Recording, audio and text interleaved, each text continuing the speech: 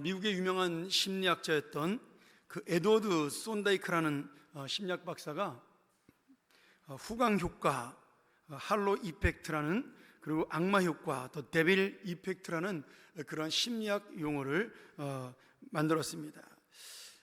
이게 사실 남이 다 아는 그런 이야기인데 학문으로 이제 발전을 시킨 거죠. 우리나라 말로 편하게 말한다면 고정관념과 선입관으로 바라본다, 이런 뜻이 되겠습니다. 그러니까 우리가 어떤 대상이나 사람을 바라볼 때 그 사람에 대한 고정관념이나 선입관을 갖고 있으면 좋아 보이기도 하고 또는 나빠 보이기도 하는 것이죠. 그 사람의 본질과 상관없이. 그래서 우리나라 속담에 그 하나를 보면 열을 안다, 이런 말 많이 하지 않습니까? 이건 이제 틀린 속담이죠. 하나를 보면 열을 알 수가 없는 것입니다. 이제 이것이 고정관념으로 또는 선입관으로 생긴 잘못된 마음입니다. 원래 이 심리학의 목적이, 이 후광효과와 악마효과를 만들어내는 목적이 군대에서 상관이 부하를 평가하는 그 도구로 사용하기 위해 연구한 것입니다. 그래서 부하의 성격, 지능, 체력, 리더십 이런 것을 평가할 때 평상시 상사에게 좋은 인상을 준 병사는 다 점수가 높아요. 그런데 평소 상사에게 그 부정적인 영향을 준 그런 부하는 잘해도 점수가 낮은 겁니다.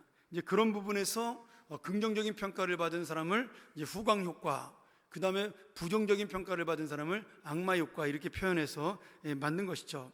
지금은 이것이 심리학이 아니라 마케팅에서 많이 사용이 됩니다.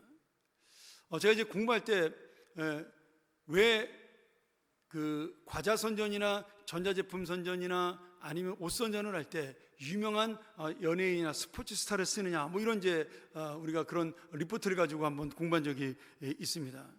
이 사람 대리만족이 있어서 그 내가 좋아하는 연예인이나 스포츠 스타가 어떤 음식을 먹거나 아니면 좋은 옷을 입고 있으면 그 음식이 맛있어 보입니다.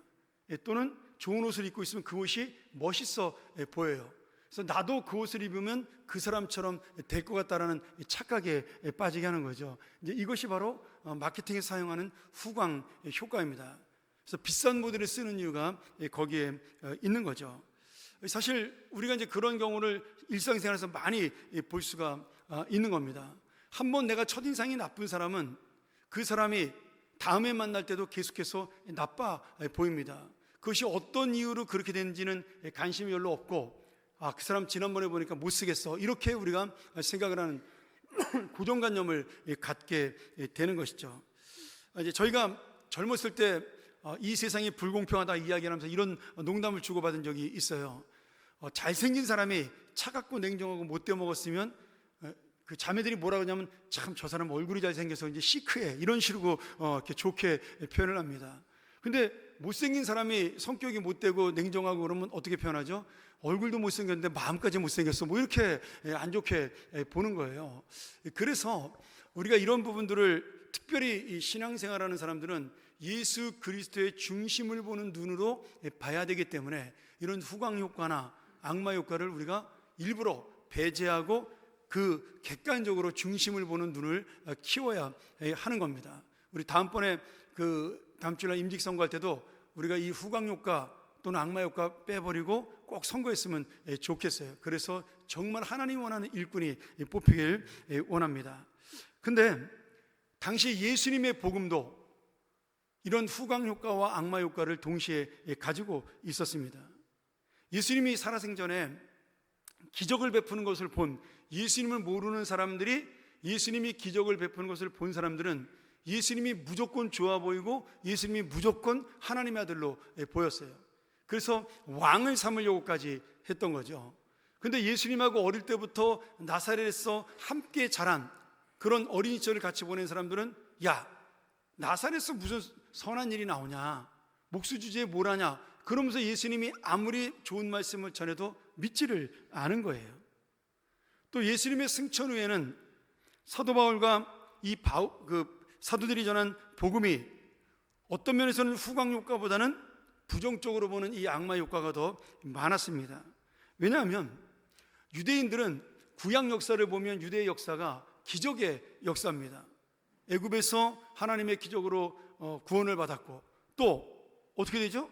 광야에 나와서는 매일 만나와 메추라기로 기적적으로 생활을 했고, 불기둥과 구름기둥으로 살았고, 전쟁 나면 하나님이 도와주시고, 완전히 기적의 역사니까 이 능력의 어떤 민족, 능력의 삶, 이런 것들을 굉장히 그 유대인들은 좋아했어요. 근데 예수님이 어떻게 죽어요? 십자가에 힘없이 죽습니다. 그래서 그 예수님을 본 유대인들은 하나님의 아들이 저렇게 비참하게 죽을 수는 없는 법이야. 그래서 예수님을 믿지 않게 되었습니다. 지금도 이스라엘이 예수님을 믿지 않는 이유는 바로 그것이에요. 그들이 생각하는 메시아, 구세주는 왕으로 오시는 분입니다. 그러니 이 땅에 와서 고난받고 죽는 자는 왕이 될 수가 없는 거죠. 이스라엘을 강한 나라로 만들어서 세계를 정복하고 이런 것이 이스라엘 사람들의 꿈인데, 유대인들의 꿈이에요. 그런데 예수 그리스도를 믿으면 그 꿈과 반대되는 그런 삶을 살아야 되기 때문에 그들은 절대로 예수를 메시아로 믿지를 못하는 것입니다. 헬라인들은, 그들은 철학을 가지고 문화를 가지고 높은 지성을 자랑했어요. 그 당시에 가장 뛰어난 헬레니즘 문화를 가지고 이 성경을 바라봤는데, 어떤 성경의 지적인 것이 너무 수준이 낮은 거예요. 아니, 하나님의 아들이 이 땅에 사람으로 내려와 가지고 십자가에서 나무에 달려 죽었대. 말이 되는 얘기인가? 어떻게 신이 사람이 돼서 내려오나? 우리 제우스 신은 그렇게 안 내려와. 그렇잖아요. 그런 신화와 철학과 지식 속에서 예수 그리스도가 하나님의 아들이요 메시아라는 사실을 믿는다라는 것은 굉장히 어려운 그러한 악마적인 효과를 갖고 있었던 것이죠. 그래서 고린도전서에 보면 그 헬라인들을 향하여 사도 바울이 이렇게 말하죠. 1장 18절에 십자가의 도가 멸망하는 자들에게는 미련한 것이요 구원을 받는 우리에게는 하나님의 능력이라. 여러분, 그들이 바라볼 때, 하나님을 믿지 않는 자들이 바라볼 때 이 십자가의 도는 미련한 것이에요. 어떻게 나무에 달려 죽은 형사범을, 살인자를, 아니면 사형수를 어떻게 구세주를 믿냐? 얼마나 이게 미련한 짓이냐, 시간 낭비야, 이렇게 생각을 한 거예요. 그런데 우리는 하나님의 아들이신 예수 그리스도가 우리를 위하여 십자가에 달려 돌아가셨다는 그 사실을 믿는 그 순간에 우리에게 구원이 임하고 하나님의 사랑이 임합니다. 그러니 우리에게는 그 십자가의 복음이 바로 하나님의 능력이 되는 것입니다. 오늘 우리가 이 십자가의 도를 믿고 이 자리에 능력 있는 자로 앉게 하신 것을 감사합니다. 여러분, 지금도 이 세상 밖에는 우리를 미련하다라고 말하는 사람들이 굉장히 많습니다. 이 좋은 가을날 선선한데 주일에 바람 쐬러 가야지 교회 가서 답답하게 앉아있나? 거기다 또 헌금까지 하나? 그들이 볼 때 이게 얼마나 어리석은 일이에요. 미래가 보장되지 않은 천국을 바라보며 살아간다? 정말로 그들이 볼 때는 웃기는 일인 거죠.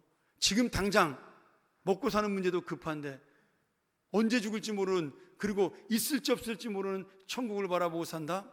그들에게는 이것이 가장 미련하고 어리석은 그러한 행동인 것입니다.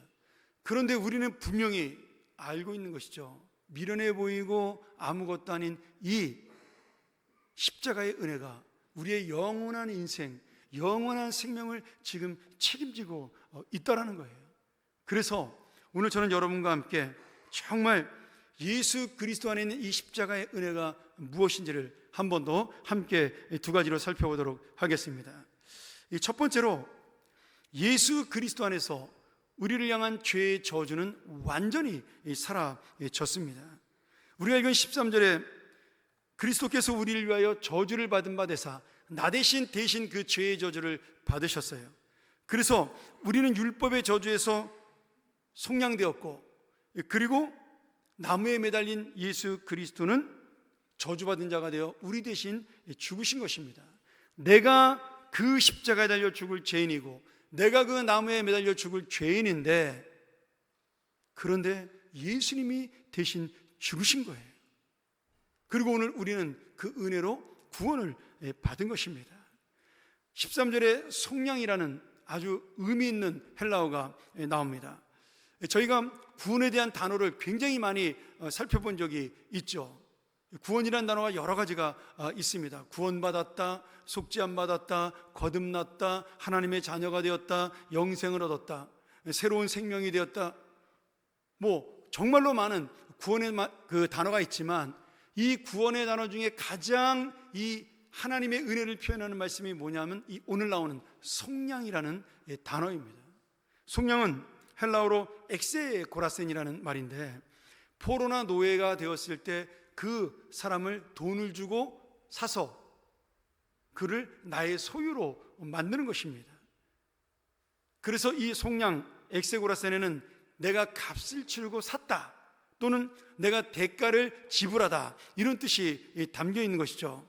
오늘 예수 그리스도의 죽음으로 우리의 죄값을 지불하고 죄의 종이 된 죄의 노예였던 우리에게 자유를 주셨어요. 죽음의 종이었던, 죽을 수밖에 없는 그러한 죄악의 심판자였던 우리를 영원한 생명으로 옮겨 주신 것입니다. 저희가 젊었을 때 그 성경 공부하면서 그런 이야기들을 많이 나눴어요. 너는 이 세상에서 얼마짜리 값어치 있는 인생이냐, 이렇게 물어봐요. 여러분, 사람의 생명의 값어치가 얼마나 되겠어요? 어떤 학자는 우리를 이 원소 분해시켜가지고 자원으로 놔두면 몇만 원밖에 안 된다고 말하는 사람도 있지만, 우리의 대답은 그것이 아니죠. 우리의 생명의 값어치는 예수님짜리 인생이에요. 왜요? 하나님의 아들이신 예수 그리스도가 당신의 그 몸을, 죽음을 통하여 우리를 대신 살리셨기 때문에 우리는 예수님과 동등한 값어치를 갖고 있는 것입니다. 그러니 우리는 예수님짜리 인생인 거죠. 그런데 이 진리를 유대인들, 이스라엘 사람들은 이해하지 못했어요.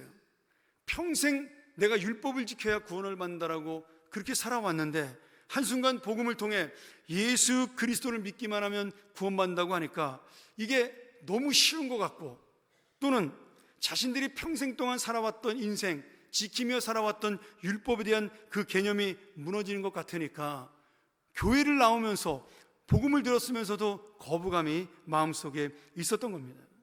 그런데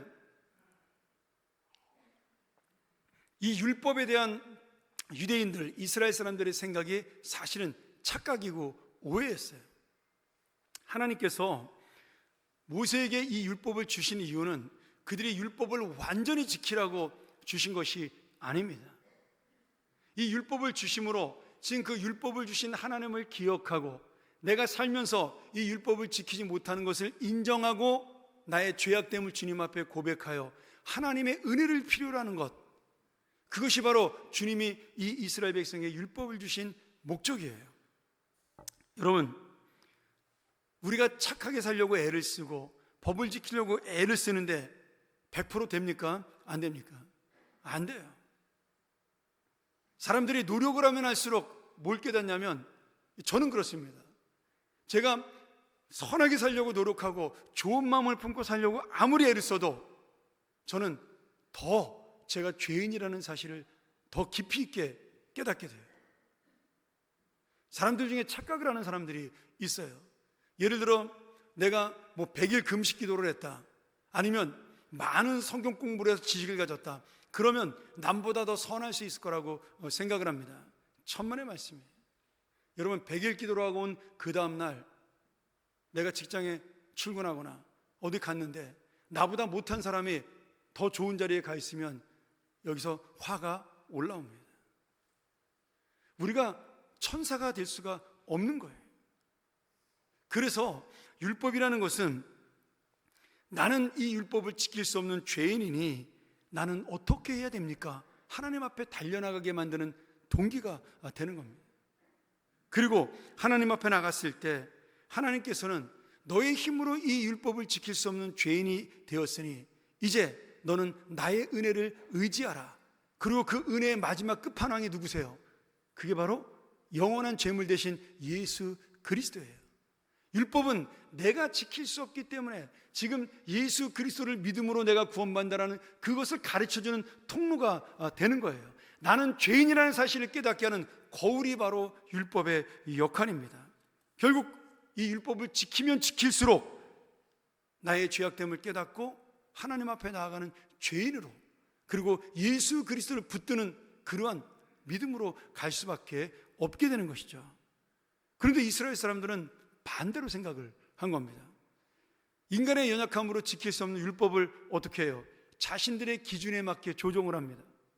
안식일도 조정하고 헌금도 조정하고 봉사도 조정해서, 그리고 자기가 원하는 만큼 지킨 다음에 자신이 수준 높은 신앙을 가진 것으로 착각을 해요.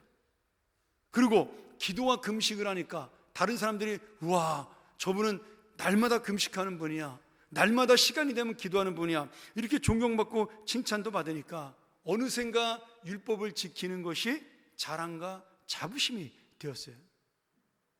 여러분, 내가 만약에 율법을 지킬 수 있다고 생각을 한다면 둘 중에 하나입니다. 내가 하나님처럼 내가 완전한 사람이라고 교만한 것인지, 아니면 하나님을 내 수준으로 끌어내려서 하나님은 진짜 하나님이 아니라는 것을 믿는 것이든지, 둘 중에 하나예요.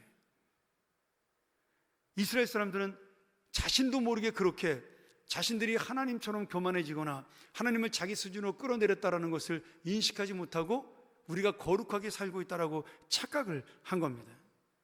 여러분, 이스라엘 사람만 그런 거 아니에요. 우리도 똑같습니다. 내가 예수 그리스도의 복음과 십자가의 은혜로 구원을 받아서 하나님의 은혜에 감사해서 좀 선한 일을 해요. 봉사를 해요. 헌신을 해요. 그렇게 시간이 1년, 2년, 3년 지나다 보면 내가 드리는 봉사와 헌신이 뭐가 됩니까? 자랑거리가 되고 공로가 돼서 예수님의 은혜보다 높아집니다. 그래서 직분이 자랑거리로 바뀌는 거예요. 오늘 여러분, 이것이 바로 현대 율법주의 이단이에요. 교리적인 이단이 아니라 내 개인의 신앙의 이단인 것입니다. 어느 순간에 여러분 그런 생각 안 드세요? 아, 내가 이렇게 사는데 천국 갈 수 있을까? 그런 생각 다 하시잖아요. 죽음을 앞에 둔 분들을 제가 여러 분 봤는데 그분들의 고민이 바로 그거예요. 목사님, 제가 천국 갈 수가 있겠습니까? 여러분, 그 마음속에는 이미 내가 살아온 공로와 내가 살아온 어떤 능력으로 천국 갈 수 없다라는 것을 두려워하는 거죠. 물론 나쁜 것은 아닙니다. 그런 마음을 통해서 하나님의 은혜를 붙드니까요. 근데 이미 나는 착하게 살 수 있다라고 착각을 한 거예요. 그러니까 나는 선한 사람으로 살 수 있다고 생각을 했으니까 그렇게 마음속에 죄의식이 남게 된 것입니다. 아니에요. 우리는 철저하게 처음부터 끝까지 죄인입니다. 우리 능력으로 살 수 없는, 우리의 힘으로 선하게 살 수 없는 철저하게 욕심 많은 인간에 불과해요. 어떤 분은 이것이 또 지나쳐서 내가 이만큼의 공로를 세웠는데 사람들이 알아주지 않아, 인정해주지 않아. 그럼 그것이 무엇이 되냐면 불평과 감정이 됩니다. 그래서 예수님의 은혜보다 그 감정이 높아져서 사실은 하나님 앞에 바른 신앙으로 서지 못하고 자기의 마음대로, 감정대로 살아가는 것이에요. 한번 여러분 잘 생각해 보세요. 우리 여기 직분을 맡으신 분, 봉사하시는 분들 많이 앉아 계시는데 내가 이 봉사를 할 때 하나님 앞에 어떤 마음으로 이 봉사를 시작을 했어요? 월급 받으려고 시작했습니까? 아니잖아요. 목사님한테 칭찬 들으려고 시작했나요? 아니잖아요. 누가 교인들이 인정해서 우와, 우리 집사님 최고야, 그런 소리 듣고 싶어서 봉사한 거 아니잖아요. 그저 하나님의 은혜가 감사해서 우리 목사님이 부탁을 하니까 나 같은 죄인에게 이런 좋은 사명을 맡겨줘, 너무 감사하다, 그런 마음으로 시작을 했지 않았습니까? 그런데 우리도 똑같이 이 율법주의자들처럼 어느샌가 교회를 나오면서 내가 이만큼 봉사했는데, 내가 이만큼 헌신했는데, 내가 이만큼 바르게 살아왔는데 어느샌가 자신의 공로와 자신의 율법을 내세우는 그러한 새로운 율법주의자가 된 것입니다. 사랑하는 여러분, 내가 오늘 예수 그리스도를 믿는 것은 철저하게 나는 오늘도 죄인입니다, 이 사실을 깨닫는 거예요. 오직 예수 그리스도의 은혜만이 나를 살릴 수 있다는 믿음으로 살아가는 것이에요. 그리고 그 외에 내가 이루는 그 모든 공로와 모든 것은 감사로 해야 될 당연한 나의 기쁨이에요. 자랑이 아니라 내 기쁨으로 끝나야 하는 것이죠. 알아주면 감사하지만 몰라주면 당연하다. 그것이 바로 율법주의에 빠지지 않는 우리의 믿음이 될 것입니다. 여러분 잊지 마시고 깨닫기 바랍니다. 내가 주님의 은혜로 구원받고 의로운 자가 되었으나 나는 여전히 나무에 매달려 죽을 죄인이었고 언제든지 방심하면 그 죄로 돌아갈 연약한 자에 불과하다는 사실을 잊지 않으므로 날마다 우리 대신 오늘도 그 속량의 값을 치르시는 예수 그리스도와 그 은혜 속에, 그 돌보심 속에 살아가는 믿음의 자녀가 되기를 간절히 축원합니다. 두 번째로 제가 간단하게 이야기하고 오늘 말씀 정리하도록 하죠. 예수 그리스도 안에서 우리가 구원받은 것 중에 가장 큰 은혜는 아브라함의 복을 받은 것이에요. 자, 우리가 공동 번역으로 아까 읽었던 14절을 한 번 더 보죠. 하나님께서 아브라함에게 약속하신 복이 그리스도 예수를 믿는 이방인들에게까지, 우리들에게까지 미치게 되었고 또 우리는 믿음으로 약속된 성령을 받게 되었습니다. 지금 예수 그리스도의 은혜가 영원한 생명으로 그것으로 끝나지 아니하고 지금 이 자리에서 아브라함이 받았던 그 놀라운 믿음의 복, 순종의 복을 우리도 지금 누리고 있다라는 거예요. 지금 율법을 강조하는 유대인에게 이 아브라함의 이름을 꺼낸 이유가 무엇일까요? 여러분, 우리가 생각하는 아브라함하고 이스라엘 백성들이 생각하는 아브라함하고 조금 차이가 있습니다. 이스라엘 사람들은 아브라함을 자신들의 어떤 믿음의 조상이라고 생각은 했지만 자신들의 그 어떤 선조, 시조라고 생각을 못했어요. 왜냐하면 야곱이 자기들의 조상이고 아브라함은 그 조상을 넘어선 어떤 약간의 경외감을 갖고 있는 조상이에요. 자, 우리가 보면 이런 겁니다. 우리나라도 그렇게 볼 수가 있는데, 우리가 뭐 고기를 세운 그 동명성왕, 고주몽 같은 사람은 고기를 세운 왕이야, 그렇게 생각하잖아요. 또는 뭐 고려를 세운 왕건은 그냥 왕이야, 그 정도로 존경하고 끝이 납니다. 근데 우리가 알고 있는 단군 왕검은 어떠세요? 여러분, 단군 왕검이 사람인가요? 신인가요? 우리가 어렸을 때 학교에서 배운 단군 왕검은 신적인 존재로 이 고조선을 세운 사람이라고 배웠습니다. 2333년에. 근데 단군 왕검은 사람의 이름이 아니에요. 그것은, 단군은 제사장의 그 명칭이고 왕검은 그 당시에 부족을 통치하던 자의 명칭입니다. 그 단군 왕검은 사람의 이름이 아니라 그 명칭이었어요. 실제로 존재하는 그 고조선의 왕이었습니다. 제사장이었어요. 재정일치사회에서. 근데 우리는 너무나 먼 이야기이기 때문에 그 사람을 어릴 때부터 거룩한 사람으로 배워왔기 때문에 마치 살아있는 사람이 아니라 신적인 존재처럼 그런 인식을 갖게 되었습니다. 그게 바로 이스라엘 사람들이 아브라함에게 갖고 있는 그 조상에 대한 인식이에요. 일반적인 조상이 아니라 굉장히 높은 그런 조상으로 보고 있는 것이죠. 그래서 아브라함의 자손인 것을 어마어마하게 자랑거리로 생각을 한 겁니다. 그런데 문제는 이 아브라함이 자신들이 지키고 구원받을 수 있을 것이라고 생각했던 율법으로 하나님의 자녀가 된 것이 아니잖아요. 아브라함이 어떻게 구원받았죠? 하나님이 부르셨어요. 택하셨어요. 그리고 그가 하나님의 말씀 앞에 믿기로 순종을 했습니다. 아브라함이 믿으니 그를 의로 여겼더라. 그 믿음을 의로 여겼다라고 성경에서 말씀하셔요. 그래서 아브라함은 믿음으로 구원받은 자의 첫 번째 모델이 된 겁니다. 율법이 아니라, 뭐 아브라함 당시엔 율법도 없었으니까 지킬 수도 없는 거죠. 그러니 지금 이스라엘 사람들이 가장 위대하다고 생각하는 아브라함도 은혜로 구원받았는데 니네가 어떻게 율법으로 구원받냐, 지금 그 이야기를 논리적으로 하고 있는 거예요. 우리가 읽었던 말씀이 어려워 보이지만 그런 뜻이에요. 그러면서 그 아브라함이 하나님을 믿으니 우리도 하나님을 믿으면 아브라함의 영적 후손이 되어 우리도 아브라함에게 약속했던 복, 그가 받은 복을 우리도 받는 것이다, 이렇게 지금 말씀하고 있는 것입니다. 오늘 여러분, 은혜로 받은 아브라함의 복이 유대인을 넘어 우리 이방인, 전혀 이스라엘 사람과 상관없는 율법도 모르는 우리 이방인들이 하나님의 은혜로 그 아브라함의 복까지 함께 받게 됐어요. 뭐 우리가 저 멀리 있는 이스라엘은 관심 없고요, 진짜 우리가 받은 은혜만을 간직하고 감사한다면 내가 바로 아브라함의 영적 후손이라는 것이 얼마나 기쁜 일인지 모릅니다. 오늘 바로 이 아브라함의 자손이 된 것을 우리가 감사하는 하나님의 사람이 되길 간절히 축원합니다. 우리는 죽을 수밖에 없었어요. 아브라함은 갈대아 우르에서 이방 우상 믿다가 죽을 수밖에 없는 존재였어요. 그러나 아브라함이나 우리나 똑같이 하나님의 부르심을 받고 하나님을 믿고 예수 그리스도를 받아들임으로 영원한 생명을 가진 하나님의 자녀가 된 것입니다. 또 하나 우리가 여기서 잊지 말아야 할 것이 있죠.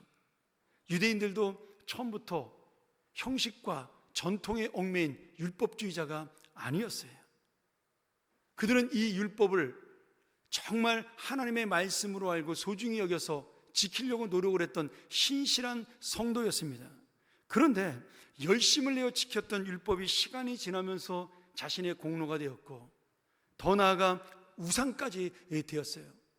그 율법 뒤에 하나님이 가리워져 예수 그리스도조차도 보지 못하는 그런 어리석은 신앙인이 되었습니다. 우리도 똑같이 이 공로라는, 내 어떤 헌신이라는, 봉사라는 이 모든 것들이 예수 그리스도의 은혜를 가릴 수 있다라는 거예요.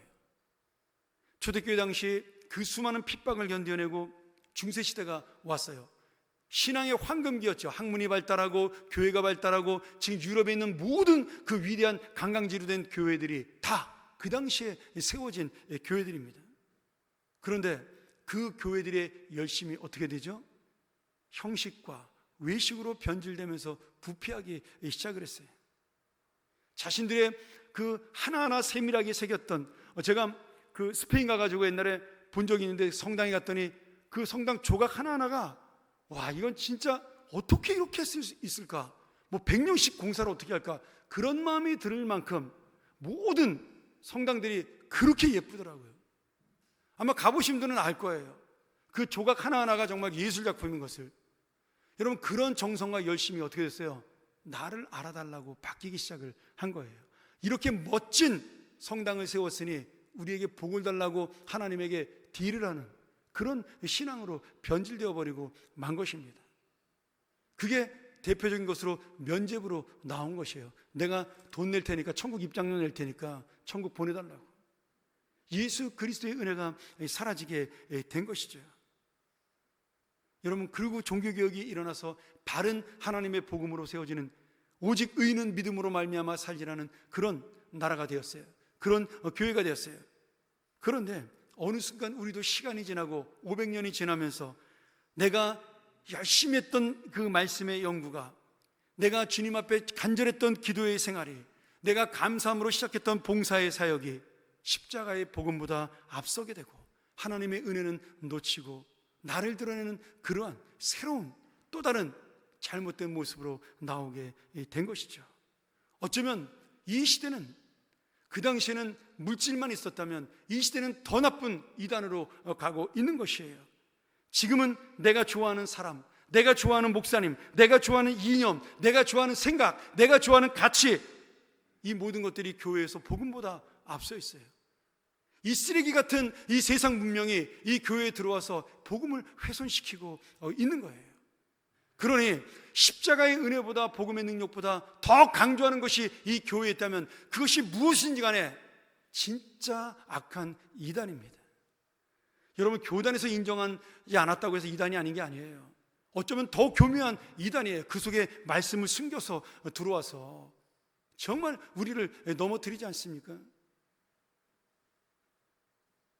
오늘 우리 교회 안에 이런 숨겨진 영적 이단, 물질이, 사상이, 아니면 사람의 생각이, 감정들이 들어와서 얼마나 지금 교회를 혼탁하게 만드는지 모릅니다. 사랑하는 여러분, 십자가의 복음은 진짜 미련 곰탱이에요. 왜요? 똑똑하고 착하고 잘난 사람이 아니라 우리 같은 죄인, 우리 같은 악한 사람을 위해서 역사하기 때문에 미련한 거예요. 아니 편하게 의인을 잡으면 되지, 힘들게 왜 우리 같은 악한 사람을 잡나? 얼마나 미련해요. 예수 그리스도의 은혜는 더 미련해요.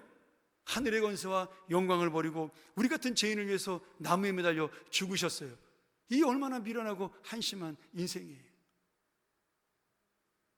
하나님의 사랑은 진짜 미련합니다. 좋은 사람 다 놔두고 매일같이 하나님 뜻을 불순종하고 어겨가는 우리를, 주님의 뜻보다 나의 것을 채우는 그런 사람을 내 아들이라고, 내 딸이라고 끝까지 붙들고 가십니다. 얼마나 미련합니까? 네, 여러분, 이 미련한 십자가, 미련한 예수 그리스도의 은혜, 미련한 하나님의 사랑이 오늘 우리를 살린 것이에요. 오늘 이 미련한 사랑이 없었더라면 우리 모두는 영원한 심판 속에 죽을 수밖에 없는 영벌의 죄인이 될 것입니다. 그러기에 오늘 이 미련한 십자가가, 세상 사람들이 비웃는 이 복음이 우리를 살리는 능력이요, 은혜요, 우리의 미래요, 소망이 되는 것입니다. 오늘 다시 한번 이 미련한 십자가를 우리도 좀 미련하게 믿기를 소원합니다. 약삭빠르게 믿지 말고 정말 미련하게 그저 하나님 은혜 바라보고 하나님 사랑만 바라보고 그렇게 미련하게 믿을 때 하나님 앞에 가는 가장 지혜로운 인생, 하나님께서 아브라함의 복까지 주시는 가장 뛰어난 인생으로 우리를 바꾸실 은혜가 되리라고 믿습니다. 오늘 이 십자가의 은혜와 복음 앞에 다시 한번 엎드리는 우리 미련한 주님의 성도들이 되기를 간절히 축원합니다. 우리 함께 이 시간 이 말씀 의지하면서 기도했으면 좋겠습니다. 하나님, 내가 이 십자가의 복음보다 귀하게 여기는 것이 무엇이 있을까요? 오늘 나를 지배하고 나를 움직이는 것이 예수님의 복음이 아닌 무엇일까요? 다시 한번 내 안에 있는 생각, 내 안에 있는 감정, 내 안에 있는 가치들을 다 내려놓고 가장 위대하고 가장 영광스럽고 가장 사랑 많은 이 십자가의 사랑을 붙드는 우리의 인생 되게 하여 주시옵소서. 우리 시간 같이 한번 함께 기도하며 주님 앞에 말씀 의지하고 나아갑니다. 기도합니다.